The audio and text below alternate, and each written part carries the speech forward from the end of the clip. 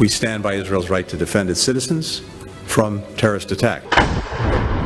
Isinisi ng Estados Unidos sa Hezbollah ang rocket strike na ikinamatay ng 12 kabataan sa isang soccer field sa Israeli-occupied Golan Heights nitong linggo. Sa isang press conference sa Japan, sinabi ni U.S. Secretary of State Anthony Blinken na walang duda na galing ito sa Lebanon-based group dahil inilunsad ito mula sa lugar na kontrolado nila. Muli ring tiniyak ng US na kasama sila ng Israel sa pagtatanggol ng mga mamamayan sa pag-atake ng mga terorista. There is no justification for terrorism, period. And every indication is that indeed the rockets were or the rocket was from Hezbollah.